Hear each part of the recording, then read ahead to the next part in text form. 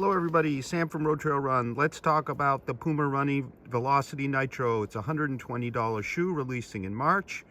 It weighs 9.13 ounces or 258 grams and has a quite large 33.5 heel, 23.5 millimeter forefoot stack. So this is a light daily trainer. It has Puma's Nitro foam, which is nitrogen infused supercritical processed foam. So nitro is a supercritical processed foam with nitrogen.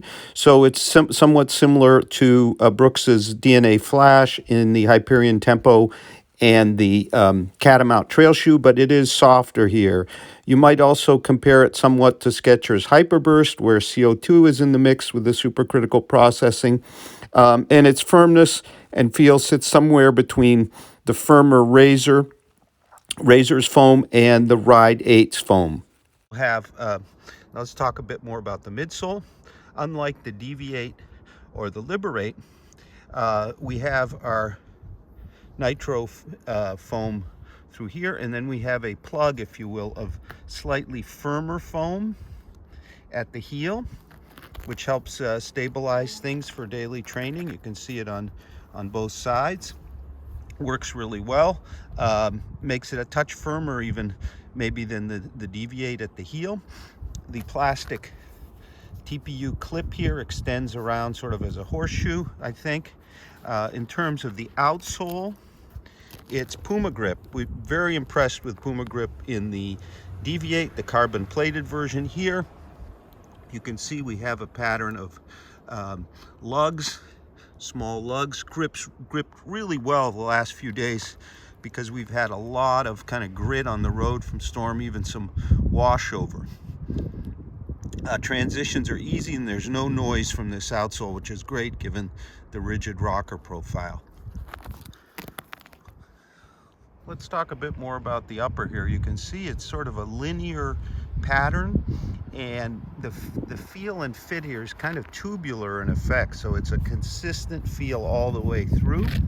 It has a pretty conventional heel counter, firm below, relatively soft up above, and then we have our tongue, which is broad, not padded, but there's enough here with the outer mesh and the Puma logo here to cushion you really well in terms of lace up, no issues. Can't see it, but there's a gusset on the inside. The upper is an engineered mesh, quite dense, but I think also very well ventilated. The lace up area is quite broad with the eye stays quite firm. It's a very comfortable upper. I would say it runs a bit long. I'm a half size up from my normal 8.5 here with a standard sample size 9. And they're a bit long and pointy, but I think they're true to size. Now, I took them out yesterday for a 10-mile run and also took them for another run earlier in the week. And what you really notice here is the softness of the forefoot. Yet we have a rigid rocker profile similar to the Deviate with its carbon plate, but there's no plate here. So you have a very forgiving forefoot. You have a softer heel, but it's relatively stable because of our plate. So this is kind of a forgiving daily trainer ride that's very pleasant to run in. I'm going to have some more comparisons here towards the end, but this is a very fine daily training ride that isn't necessarily the snappiest. It doesn't have a AirPod in the front or a plate, but the rigid rocker profile is quite unusual. For example, unlike the Glideride, you just don't feel totally kind of forced into the rocker. It's there. It gives you a nice impulse on toe off, but the forefoot cushioning is soft. Okay, let's talk about a few comparisons. First, the Endorphin shift from Saucony, which has considerably more stack height, about 10 millimeters more at the forefoot and about 5 at the heel. It's a firmer ride. It's not nearly as kind of bouncy and fun, although it does have a very lively, more abrupt, if you will, final toe off from the speed roll. So your Endorphin shift is probably even a bit more stable than our Puma, but it's not nearly as kind of traditional a ride. Okay, the venerable Nike Pegasus 37 here. So it weighs about a half ounce more.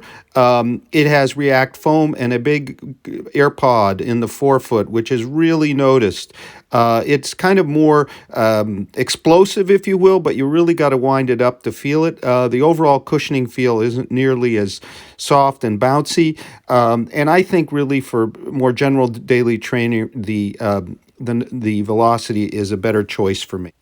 Okay, the ASICS Glideride 2. So it has more cushion at 36.31 versus 33.5, 23.5. So considerably more cushion, if you will, at the forefoot. It is also rocker based, and its rocker is quite prescriptive in the sense that it keeps you directed in the path of travel in a very kind of stable way. It's less kind of traditional feeling than the rocker in our Velocity. And I gently and lightly prefer the Velocity's kind of more, again, traditional ride.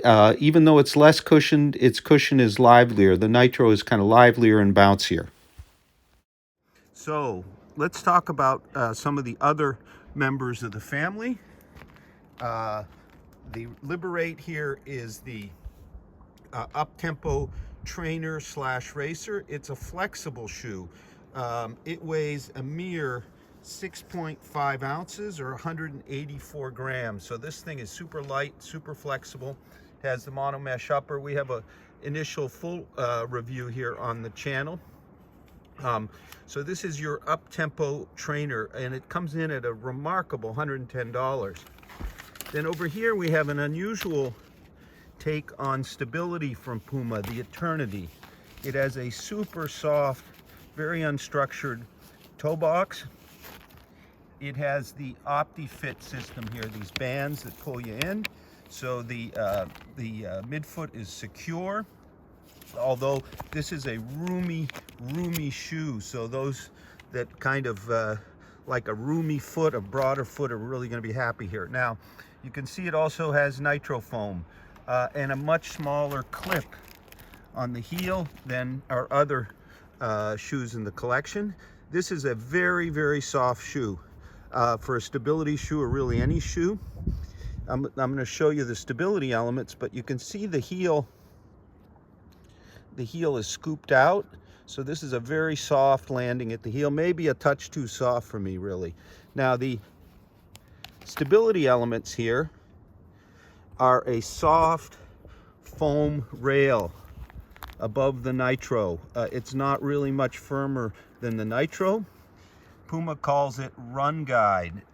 So the feeling of stability is very mild. I noticed just a touch of, if you will, kick or feel of the stability right about in here, but otherwise, compared to other rails-based shoes, much milder in support. No impediment to moving forward.